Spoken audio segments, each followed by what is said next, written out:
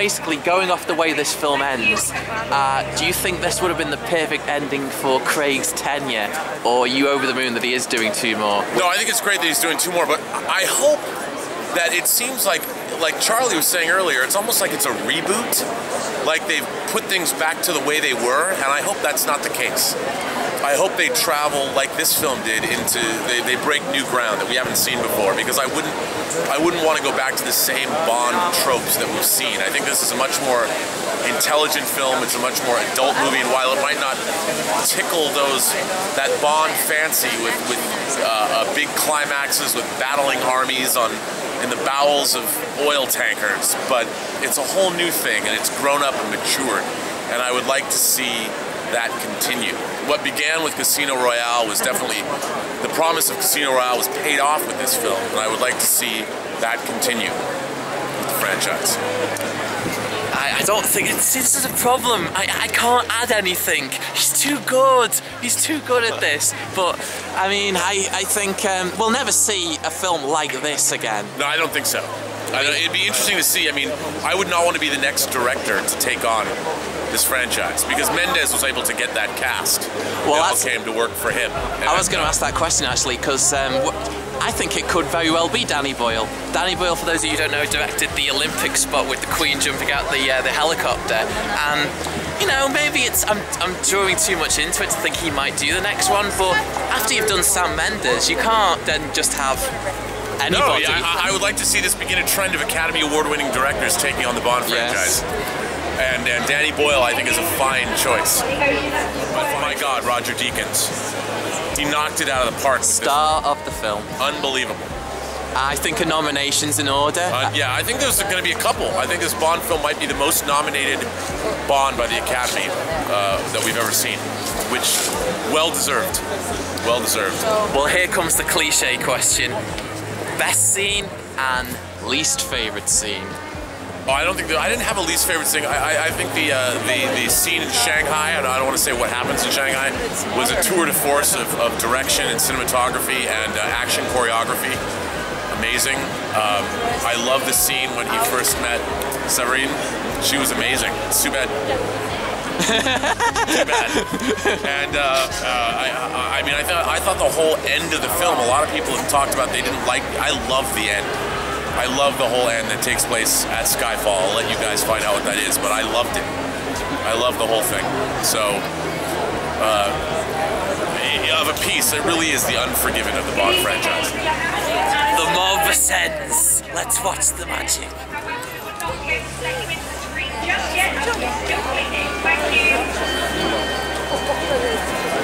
I made this post about Skyfall, what, 5 minutes ago?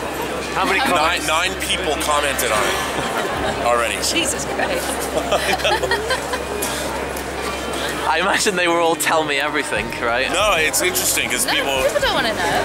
Has Jamie come back to you yet? No. No, I figured so. He might have on Twitter, because it is noon. That's right. So the only thing that I found really upsetting is that Ray Fiennes is now fat, ugly, and old. Come on!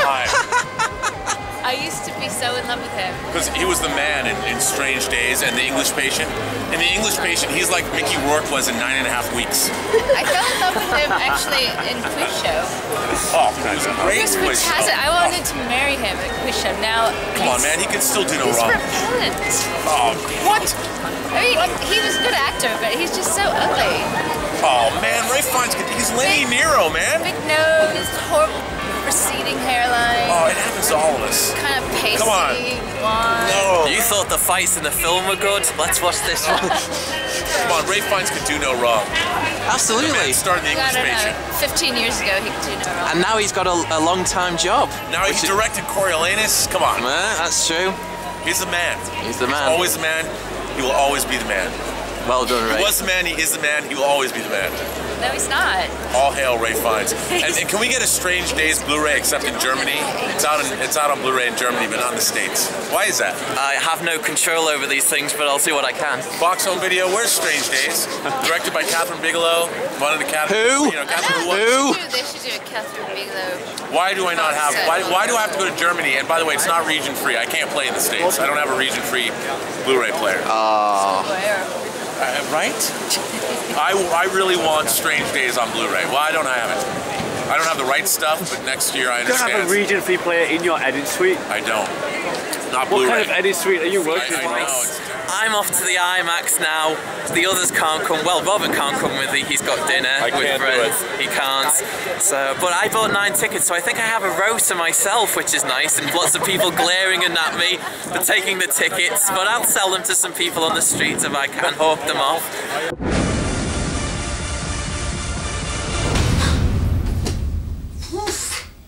Well, that was a good day. That was seriously one of the best days I've had in a long time.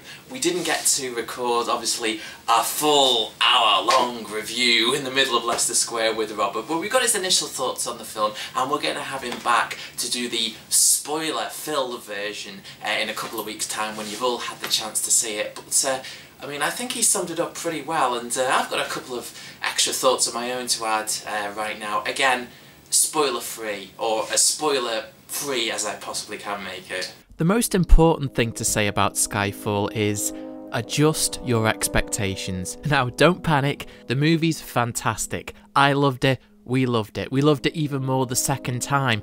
The pacing was better the second time, and we weren't focused on what the movie wasn't as opposed to what the movie was. The first time we saw it, we were so shocked by how much of a thriller it is as opposed to an action film. If you go into it with the mindset that it is a chase, tense, psychological thriller, then I think you're going to have no problems and you're going to enjoy it more. But just don't think it's the traditional Bond film with a 2-hour travelogue and action sequences which stop the film dead for 10 minutes. It's not that kind of film at all.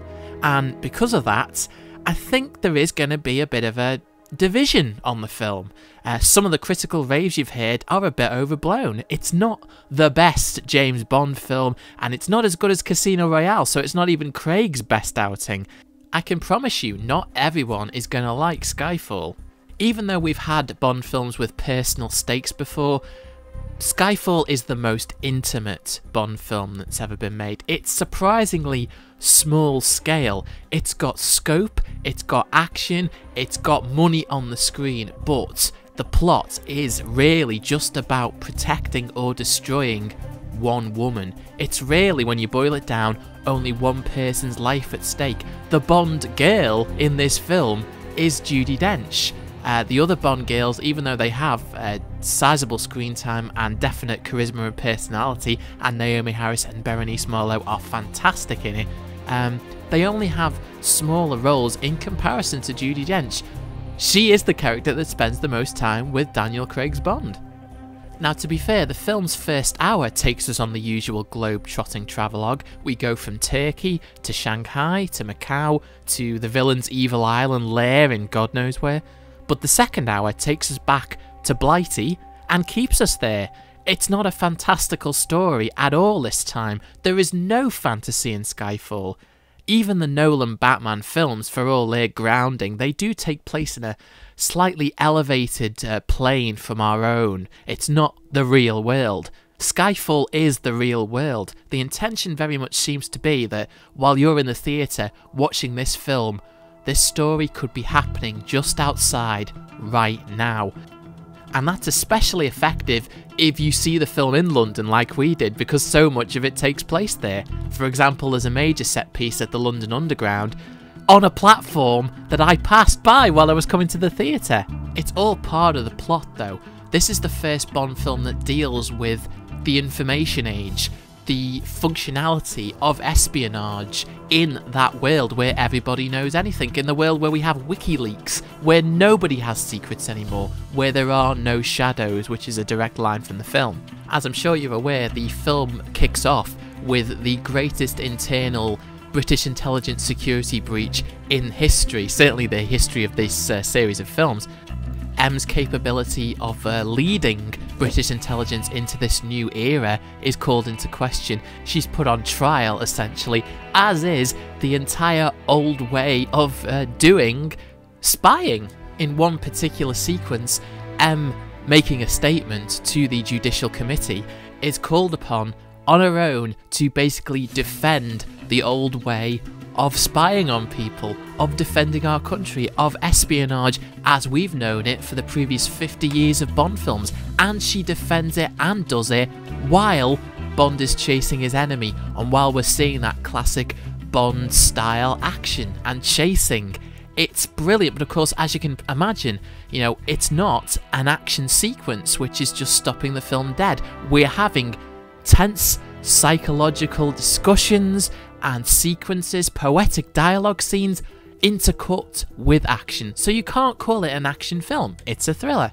That word tension keeps coming up a lot. There is so much angst and tension in the film that, combined with the realism I was speaking of, there's nothing to transport you, to lift you out of your own mundane life.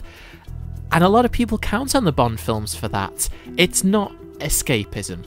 The other thing that's important to note is that it is a film that has managed to keep most of its story and its surprises a secret till release. I know a lot of you think from watching the full-length trailer that you've seen the film. You haven't. Trust me, it's misdirection. That basically gives you the setup for the film and how the first hour plays, but that tells you nothing about what happens, especially in the third act. But if you're going to keep a plot like this top secret, literally until the moment that you sit in the theatre as an audience member and see it, then you better have something pretty mind-blowing for that to work. Sometimes it backfires. Now, I think that Skyfall has a cracking story, but it is, in a lot of ways, predictable. If you're a fan, you've already figured out the twists. Also, the plot itself, if you really hold it up to scrutiny, doesn't make a lot of sense. Unfortunately, I can't really talk about that until we do the spoiler-filled review, but trust me, we had a conversation outside once we'd seen the film, and there's one particular bit where we said, wait a minute, that whole 5 minutes didn't make sense, and it didn't. And the other critical issue that I think is going to split people, maybe right down the middle, is that the future of the Daniel Craig Bond film series, for the foreseeable future, has been irrevocably changed. It's been put on a path and packaged into a formula that maybe not everybody's going to be comfortable with. You have to admire the balls on the filmmakers and the producers for making changes, and by the end of this film, definite changes have been made that they can't retcon. But I absolutely loved the film because it directly addresses one of the great mysteries of James Bond, and yet one of the things that to me makes him a hero, that he continues, no matter what, to serve Her Majesty's Secret Service. Every adventure, certainly in Craig's run, every agony, every torture, every death around each corner situation, it doesn't dissuade him. He comes back every time reporting to duty to an employer who will give him up in an instant because that's part of their job. And what makes that especially poignant in this film is, as you've seen from the trailer, Bond is officially killed in action. He no longer exists, and he can stay that way, off the grid, off the map, in peace and tranquility, and alive for the rest of his life. But he doesn't. The moment that he finds out that MI6 is under attack and M is being targeted, he comes back.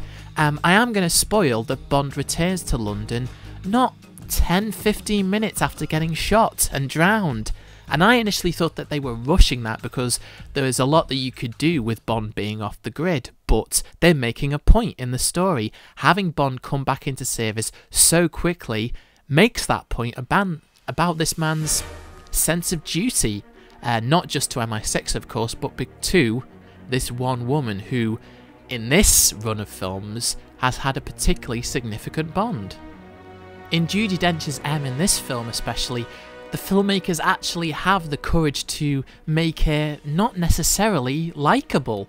we like her because we know that Bond likes her, but she is a person bound by duty. She knows what that entails. She knows that at any moment she might have to give one of her agents up, and it doesn't matter how paternal she is about them, and that sense of her having paternal feelings, of her being a mother to her agents, her children, who, as we find out in this film, are in many cases orphans that she picked from a very young age. She's been at this game for longer than we could possibly think.